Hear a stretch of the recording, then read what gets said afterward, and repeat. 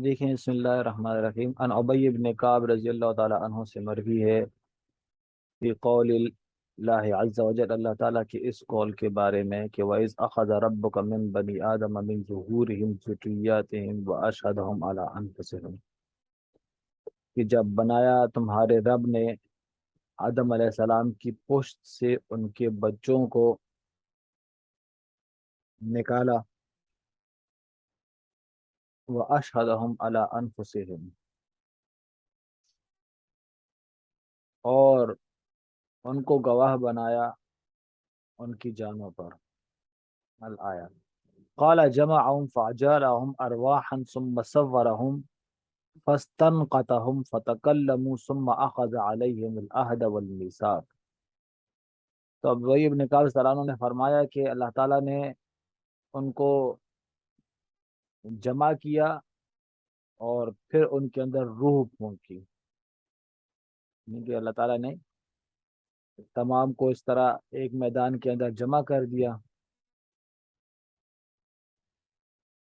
یہ لفظ بھی یہاں پر اضافہ لکھا گیا ہے، وجعلہم ارواحا ثم صورہم، پھر ان کو صورتیں عطا کر دی اللہ تعالیٰ نے، فاستنقتہم، پھر ان کو گویائی عطا کر دی، فتکلموا، پھر وہ بولنے لگے، ثم اخذ علیہم العہد والمیثاق، پھر اللہ تعالیٰ نے ان سے عہد اور میثاق لیا، واشہدہم علی انفسہم، اور ان کو ان کی جانوں پر اللہ تعالیٰ نے گواہ بنا دیا۔ ٹھیک ہے،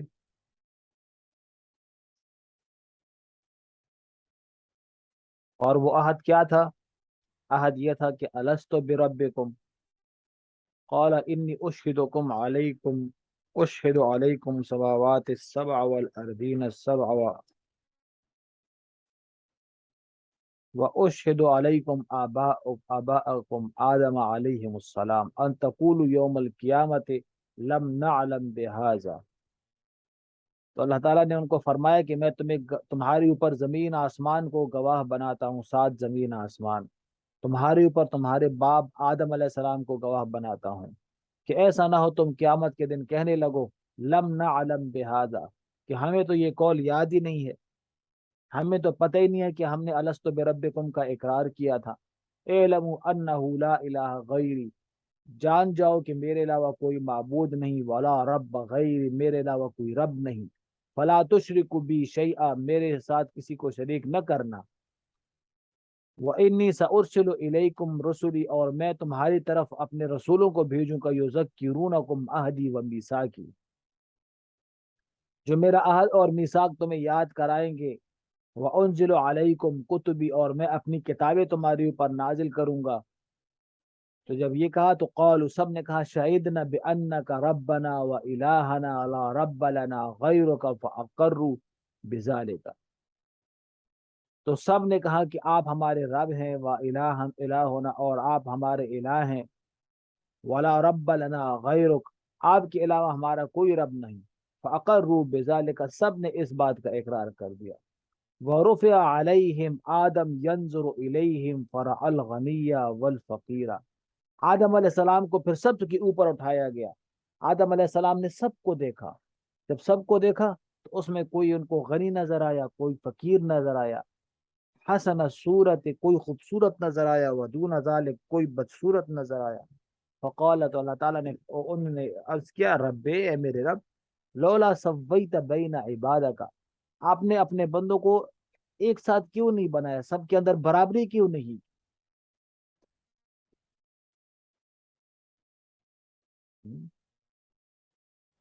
قال، تو اللہ تعالیٰ نے فرمایا، انی احببت ان اشکر، میں چاہتا ہوں کہ یہ شکر ادا کرے، ٹھیک ہے، بلکہ مجہول کا صیغہ ہوگا ان اشکر، میں چاہتا ہوں کہ میرا شکر ادا کیا جائے۔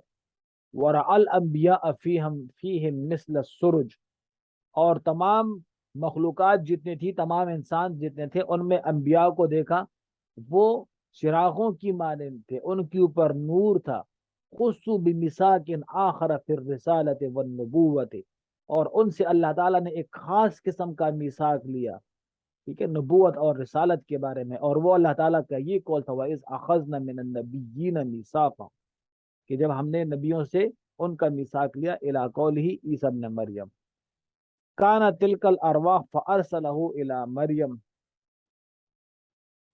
اور یہ کیا تھے؟ سارے کے سارے روح تھے. ٹھیک ہے، یہاں پر کچھ محذوف معلوم ہو رہا ہے. ٹھیک ہے،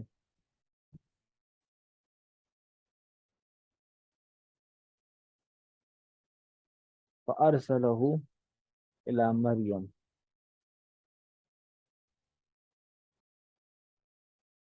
مطلب یہ کہ وہ جو عیسی علیہ السلام کی روح تھی، تو اس روح کو اللہ تعالیٰ نے بی بی مریم کی طرف بھیج دیا. پھر ان کی پیدائش، بی بی مریم ان کی والدہ تھی. ٹھیک ہے، تو ان کے جو روح تھی عیسی علیہ السلام کی، ٹھیک ہے، اس روح کو اللہ تعالیٰ نے بی بی مریم کی طرف بھیجا. فحدث عن ابی انہ دخل من فیہا.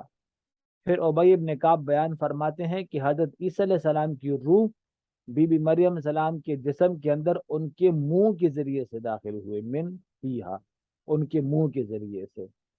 ٹھیک ہے، تو اس حدیث کے اندر اللہ تعالیٰ نے اسی عہد اور میثاق کا بیان کیا ہے. ٹھیک ہے، کہ اللہ تعالیٰ نے تمام مخلوقات کو جمع کیا تھا، تمام سے اللہ تعالیٰ نے عہد لیا تھا، سب نے اقرار کیا تھا اس کا. اب اس اقرار کے بعد اگر اللہ تعالیٰ انبیاء کا سلسلہ جاری نہ بھی فرماتے، تو اللہ تعالیٰ نے ہم سے اقرار لیا تھا. ٹھیک ہے، اور اس اقرار کی وجہ سے ہی ہم کیا ہو گئے؟ مکلف بن گئے اللہ تعالیٰ کی وحدانیت کا. ہم نے خود ہی کہہ دیا تھا ٹھیک ہے آپ کے علاوہ کوئی معبود نہیں، ہم آپ ہی کی عبادت کریں گے.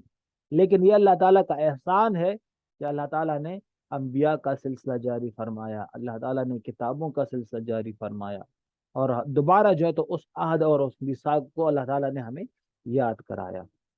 دوسرا پھر یہ کہ اسی وقت آدم علیہ السلام کو پتہ چل گیا تھا، اللہ تعالیٰ نے اسی وقت فیصلہ کر دیا تھا کہ کچھ غنی ہوں گے اور کچھ فقیر ہوں گے، تاکہ غنی کیا کرے؟ فقیروں کو دیکھ کر شکر ادا کرے، اور فقیر غنی کو دیکھ کر ان کے پاس جتنا موجود ہے اس کے اوپر صبر کرے، اس کے اوپر صبر کرے. ٹھیک ہے، دونوں کیا ہیں؟ دونوں درجے ایسے ہیں کہ جس کے ساتھ انسان کے درجات بلند ہوتے ہیں. سمجھ آ گئی بات؟ اچھا جی، آگے کیا ہے؟ عن ابی درداء رضی اللہ تعالی عنہ سے مروی ہے قال بینما نحن عند رسول اللہ صلی اللہ علیہ وسلم نتذاکر ما یکون اذا قال رسول اللہ اس قال رسول اللہ صلی اللہ علیہ وسلم اذا سمعتم بجبل زال عن مکانه فصدقوا واذا سمعتم برجل تغیر عن خلقه فلا تصدقوا به وانه لا انه يسير الى ما جبل عليه. حضرت ابو درداء رضی اللہ تعالی عنہ سے مروی ہے کہ ہم بیٹھے تھے اور ہم آپس میں باتیں کر رہے تھے کہ اللہ کے رسول نے فرمایا، ٹھیک ہے، اللہ کے رسول نے فرمایا کہ جب تم کسی کے بارے میں تم سنو کہ پہاڑ نے اپنی جگہ تبدیل کر دی ہے تو اس کی تصدیق کرو، کیونکہ پہاڑ تو سرک جاتے ہیں نا. ٹھیک ہے، جیسے کہ 2005 کے اندر زلزلہ آیا تھا، اس میں کتنے پہاڑ اپنی جگہ سے سرک گئے تھے، اپنی جگہ چھوڑ دی تھی انہوں نے. سمجھا کوئی بات؟ ہمارے ساتھ کشمیر کا ساتھی ہے، کہہ رہے کہ ہمارے گاؤں میں ایسے بھی پہاڑ ہیں کہ جو ایک جگہ پہ تھے لیکن پھر وہ جگہ چھوڑ کر دوسری جگہ پھر وہ سرک گئے تھے پہاڑ. تو پہاڑ اپنی جگہ چھوڑ سکتا ہے، لیکن اگر کسی کی خلقت تبدیل کی ہو گئی تو اس کے اوپر اعتبار نہ کرو، کیونکہ انسان جس خلقت کے اوپر پیدا ہوتا ہے وہی اسی کے اوپر وہ قائم رہتا ہے. سمجھ گئے؟ انسان کی طبیعت تبدیل نہیں ہوتی، عارضی تبدیلی ہو تو وہ الگ بات ہے، مستقل کسی کی تبدیلی حقیقت تبدیل نہیں ہوتی، طبیعت تبدیل نہیں ہوتی. جس کی جو طبیعت ہو نا وہ اسی طبیعت کے اوپر برقرار رہتا ہے. ہاں یہ کہ طبیعت کے اندر طبیعت کا وہ میلان تبدیل ہو جاتا ہے. مطلب کہ اگر کوئی غصے والا ہے نا تو بس وہ غصہ کرے گا، وہ غصہ کرے گا. وہ الگ بات ہے کہ اگر اسلام سے پہلے وہ جو ہے تو اس کا غصہ کسی اور چیز کے لیے تھا، اب اسلام لے کر آیا، مسلمان ہو گیا، تو اب غصہ کسی اور چیز کے لیے ہوگا، لیکن غصہ ہوگا. سمجھ گئے؟ اور اگر کوئی آدمی سست ہے تو بس وہ سست ہوگا، وہ سست ہوگا، اس میں سستی ہوگی. سمجھ گئے؟ یہ چیزیں تبدیل نہیں ہوتی. اور اگر ایک آدمی ہے بس خاموش طبع ہے تو وہ خاموش طبع ہی رہے گا، آپ اس کو باتونی نہیں بنا سکتے. ٹھیک ہے. اور ایک آدمی ہے کہ بس وہ لگا رہتا ہے، ٹھیک ہے، اور باتیں کرتا جاتا ہے، آپ اس کو خاموش نہیں کر سکتے. وہ تھوڑے وقت کے لیے خاموش تو ہو جائے گا، لیکن اس کی طبیعت کیا ہے، اس کی طبیعت باتونی ہے، وہ پھر سے شروع ہو جائے گا. طبیعت کسی کی تبدیل نہیں ہوتی. ہاں طبیعت کا مزاج تبدیل ہو جاتا ہے، کہ پہلے جس طبیعت کے اوپر پیدا ہوا تھا وہ غیر چیز کی تھی، غیر اللہ کے لیے تھا، شریعت کے مخالف تھی اس کی طبیعت. اب جو وہ پیدا ہو گیا، اب اگر اسلام کی طرف آ گیا تو اب وہ اسلام کی طرف ہوگا، اس کی طبیعت اسلام کی طرف ہوگی. سمجھ گئے؟ ام سلمہ رضی اللہ تعالی عنہ سے مروی ہے کہ اے اللہ کے رسول، لا یزال یصیبک کل عام وجع من الشاة المسمومة التي اکلت، قال ما اصابنی شیء منها الا وهو مکتوب علیها وآدم فی طینته. حضرت ام سلمہ رضی اللہ تعالی عنہ سے مروی ہے کہ انہوں نے عرض کیا اللہ کے رسول سے، اے اللہ کے رسول، اے اللہ کے رسول، آپ کو ہر سال وہ تکلیف ہوتی ہے جو آپ نے وہ شاۃ مسمومہ، جو بھنی ہوئی بکری آپ نے کھائی تھی. خیبر کی ایک یہودیہ عورت تھی، اس نے اللہ کے رسول کو زہر دیا تھا کھانے میں. زہر آلودہ بکری تھی، اور ان کو دعوت کی تھی، اللہ کے رسول وہاں پہ چلے گئے. تو ایک صحابی نے تو لقمہ کھایا، وہ تو فوراً جو تو اسی وقت ان کی شہادت ہو گئی تھی. اور اللہ کے رسول منہ کی طرف لے جا رہے تھے کہ حضرت جبرائیل علیہ السلام نے کہا نہیں اس کو نہ کھاؤ. لیکن وہ جو اس کو سونگ لیا تھا، تو اس کے سونگنے کی وجہ سے اللہ کے رسول کو پھر وہ بیماری ہو گئی تھی. ٹھیک ہے، جسم کے اندر اندرونی تکلیف اللہ کے رسول کو ہوئی تھی. فرمایا آپ کو ہر سال وہ تکلیف ہوتی ہے، بیماری ہوتی ہے. تو انہوں نے فرمایا اللہ کے رسول نے کہ جو بھی تکلیف مجھے پہنچتی ہے تو وہ میری اوپر لکھی گئی تھی اس حال میں کہ آدم علیہ السلام اپنی مٹی کے اندر تھے، کہ آدم علیہ السلام ابھی ان کو وہ جو ہے تو اپنی تخلیق کے مراحل انہوں نے پورے نہیں کیے تھے، کہ اللہ تعالیٰ نے میرے لیے یہ چیز لکھ دی تھی کہ یہ جو ہے تو بھنی ہوئی بکری ہوگی اور یہ وہ کھائیں گے. سمجھ آ گئی بات؟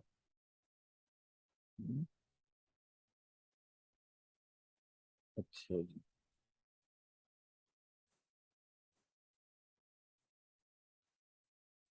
آگے کیا ہے؟ باب اثبات عذاب القبر. عن براء بن عازب رضی اللہ تعالی عنہ سے مروی ان رسول اللہ صلی اللہ علیہ وسلم المسلم اذا سئل في القبر يشهد ان لا اله الا الله وان محمدا رسول الله فذلك قوله يثبت الله الذين امنوا بالقول الثابت في الحياة الدنيا. وفي رواية عن النبي صلى الله عليه وسلم يثبت الله الذين امنوا بالقول الثابت. نزلت في عذاب القبر يقال له من ربك فيقول ربي الله والنبي محمد. عذاب قبر جس طرح گناہگار لوگوں کو، کافروں کو عذاب ہوتا ہے، اسی طرح نیک لوگوں کو اور مسلمانوں کو وہاں پر ثواب ملے گا. تو کیا وجہ ہے کہ یہاں پر اس بات عذاب قبر کا تو ذکر کیا لیکن ثواب قبر کا ذکر نہیں کیا؟ اس کا جواب یہ ہے کہ اصل میں کفار اور فساق کی تعداد زیادہ ہے، ان کے اعتبار سے اس کو اہمیت دی، عذاب قبر کو ذکر کیا. اور دوسرا یہ کہ لفظ عذاب قبر ذکر کرنے سے بس ثواب قبر خود بخود ذہن میں آ جاتا ہے، کیونکہ ایک چیز کو ذکر کرو تو دوسری چیز خود ہی ذہن کے اندر آ جاتی ہے. سمجھ آ گئی بات؟ اور دوسرا قبر کسے کہتے ہیں؟ قبر سے مراد وہ حصی گڑھا ہوتا ہے جس کے اندر میت کو دفن کیا جاتا ہے. سمجھ گئے؟ قرآن کے اندر بھی لا تقم علی قبرہ، ٹھیک ہے، ثم اماتہ فاقبرہ، اس کو کہا جاتا ہے جس گڑھے کے اندر انسان کو دفن کیا جاتا ہے. باقی قبر کا مفہوم یہ وسیع ہے، ٹھیک ہے، کہ برزخی مکان کو بھی کہا جاتا ہے، برزخی مقام، برزخ اس کو کہتے ہیں کہ مرنے کے بعد دوبارہ اٹھنے سے پہلے والی جو زندگی ہوتی ہے اس کو مقام برزخ کہا جاتا ہے، ٹھیک ہے، قیامت تک جتنے مراحل ہوتے ہیں اس کو برزخ کہتے ہیں۔ تو برزخ کے اندر تو ہر ایک آدمی ہوتا ہے، ٹھیک ہے، برزخ میں ہر ایک آدمی ہوتا ہے، مطلب یہ کہ اگر کوئی آدمی، کسی کو شیر نے کھا لیا، اب اس کو تو قبر میں دفن نہیں کیا، ٹھیک ہے، یا سمندر میں گر گیا، اس کو مچھلی نے نگل لیا، تو وہ بھی کیا ہے، عالم برزخ کے اندر پہنچ گیا۔ عالم کتنے، دو تین قسم کے ہو گئے، عالم دنیا ہے، عالم برزخ ہے، عالم آخرت ہے۔ دنیا کا تعلق تو، دنیا کے اندر آدمی کا تعلق جو ہوتا ہے تو ذات اور روح دونوں کے ساتھ ہوتا ہے، ذات اور روح دونوں کے ساتھ ہوتا ہے۔ اور عالم برزخ کے اندر جو احکامات کا تعلق ہے تو وہ اولاً روح کے ساتھ ہوتا ہے اور پھر بدن کے ساتھ ہوتا ہے، اولاً روح کے ساتھ اور دوسرا بدن کے ساتھ ہوتا ہے۔ یعنی کہ انسان جب فوت ہو جاتا ہے تو اس کی روح اگر نیک ہو تو وہ علیین میں پہنچ جاتی ہے، اور اگر وہ گناہگار ہو تو اس کی روح سجین میں پہنچ جاتی ہے۔ علیین کے اندر وہ منعوم ہوتا ہے، اس کو نعمتیں دی جاتی ہے، تو اس نعمتوں کی لذت وہ روح حاصل کرتی ہے، اور اس کے توسط سے اس کی لذت جسم کو بھی محسوس ہوتی ہے۔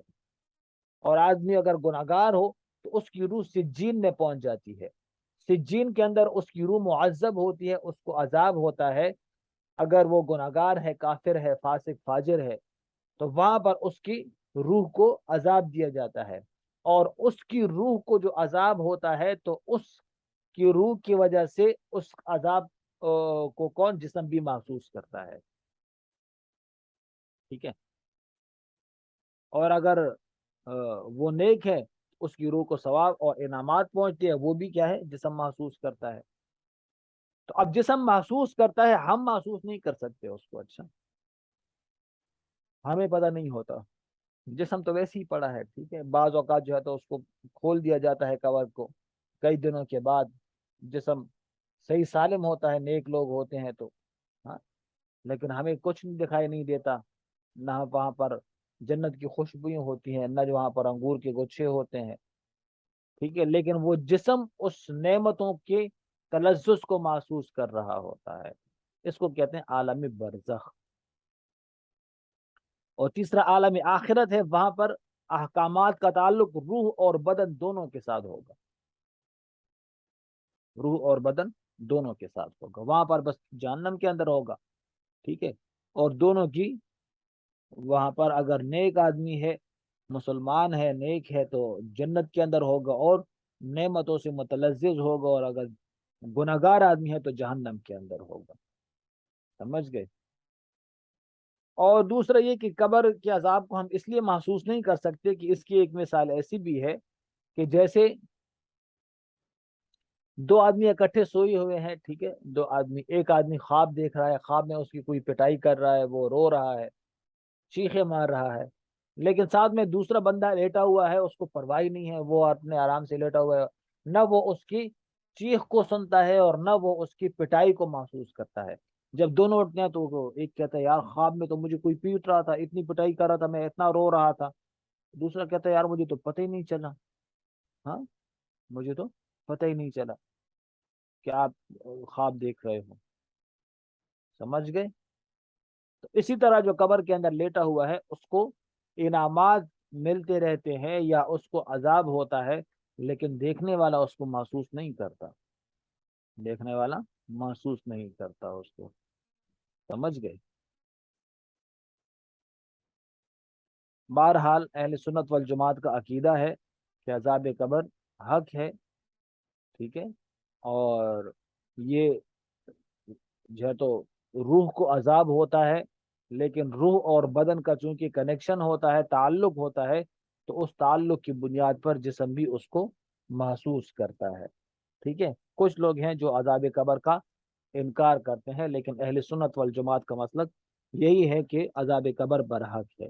اور اہل سنت والجماعت عذاب قبر کے اوپر قرآن سے بھی استدلال کرتے ہیں۔ قرآن کے اندر النار یعرضون علیہا غدا وعشیہ، کہ آگ ان کے اوپر دن اور رات پیش کی جاتی ہے۔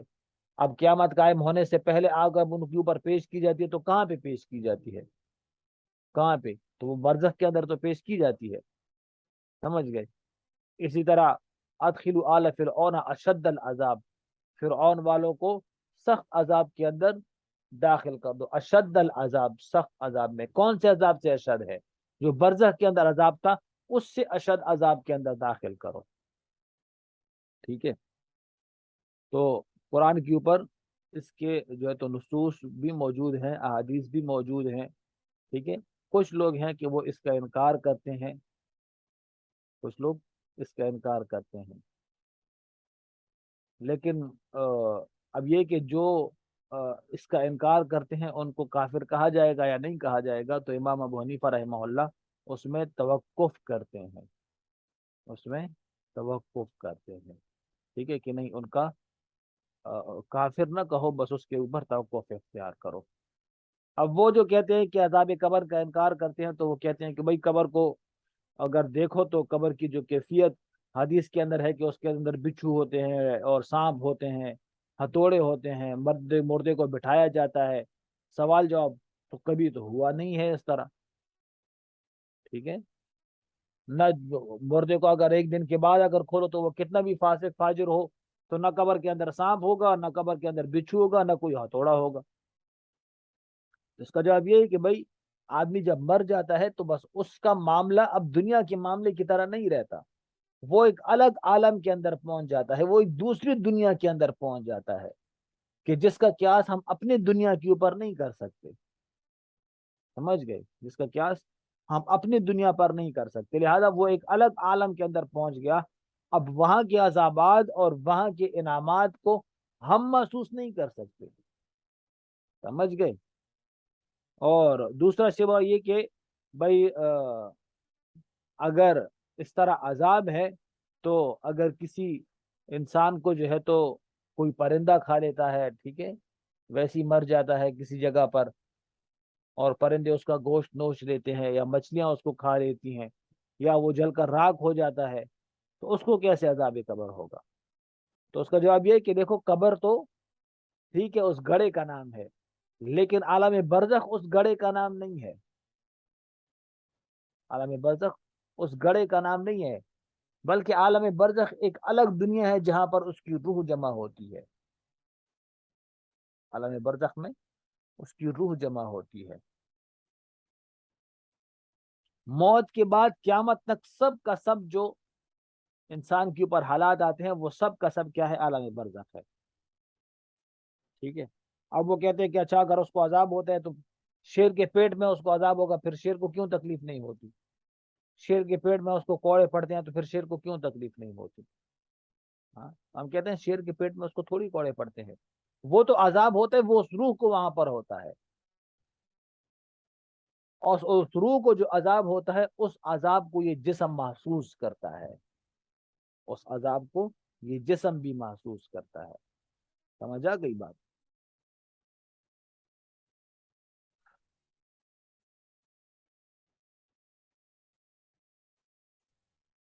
دوسرا یہ کہ انسان کے علاوہ باقی جاندار اس کو محسوس بھی کرتے ہیں۔ اچھا، جانور عذاب قبر کو محسوس کرتے ہیں، جنات اس کو محسوس نہیں کر سکتے، انسان اس کو محسوس نہیں کر سکتے، اس لیے کہ انسان تو اور جنات یہ تو مکلف ہے ایمان بالغیب کے اوپر، اگر ان لوگوں کو اس عذاب کا پتہ چل جائے تو پھر تو سارے کے سارے ایک دن کے اندر سیدھے ہو جائیں، ٹھیک ہے؟ لیکن چونکہ اصل ایمان تو ایمان بالغیب ہے، ایمان بالغیب ہے، اس وجہ سے انسان اور جنات اس کو محسوس نہیں کر سکتے، باقی محسوس کرتے ہیں اس کو۔ اور دوسرا یہ کہ بھائی ایک دن کے اندر لاکھوں انسان فوت ہوتے ہیں، تو ایک فرشتہ سب کو کیسے عذاب دیتا ہے؟ ایک فرشتہ سب کو کیسے عذاب دیتا ہے؟ اور ایک ہی فرشتہ سب کے پاس پہنچ بھی جاتا ہے، منکر نکیر سب کے پاس پہنچ جاتے ہیں، سب سے پوچھتے بھی ہاں بھائی من ربوں کا، ماں دینوں کا، من نبیوں کا، एक ही फरिश्ता सबसे पूछता है। उसका जवाब यह है कि मुनकर नकीर सिर्फ दो फरिश्ते थोड़ी हैं कि सिर्फ वो दो फरिश्ते हर एक के पास जाते हैं। मुनकर नकीर फरिश्तों की एक जुमात का नाम है, और इस तहत में बहुत सारे फरिश्ते हैं जो ये काम सर अंजाम देते हैं। जैसे रूह कब्ज करने के ऊपर बहुत सारे फरिश्ते जो तो मुकर्रर हैं। अगर ये इज़राइल अलैहिस्सलाम सिर्फ अकेले हैं, वो एक ही फरिश्ता है, लेकिन उसके तहत, उसके मातहत बहुत सारे फरिश्ते हैं जो काम करते हैं। इसी तरह मुनकर नकीर जो सवाल जवाब करते हैं कब्र के अंदर, वो सिर्फ दो फरिश्ते नहीं हैं, ये फरिश्तों की एक जुमात का नाम है, और इसके तहत बेशुमार फरिश्ते हैं। समझ आ गई बात? अच्छा जी। तो ये अज़ाब कब्र बरहक है। अल्लाह ताला हम सबको इससे महफूज फरमाए। अल्लाह ताला जो है तो ये आने वाली मनाजिल में पहली मंजिल है, अगर इसमें कोई कामयाब हो गया तो उसके लिए बाकी मनाजिल भी आसान हो जाती हैं। ठीक है, तो चलो याद तक बस करते हैं, बाकी इंशाल्लाह देखते हैं अहादीस फिर कल से शुरू करते हैं। ठीक है, चलो रिकॉर्डिंग तो स्टार्ट ऑन की थी ना? हाँ ऑन है। ठीक है, बाकी इंशाल्लाह कल पढ़ते हैं। ठीक है, चलो, अस्सलाम वालेकुम रहमतुल्लाह।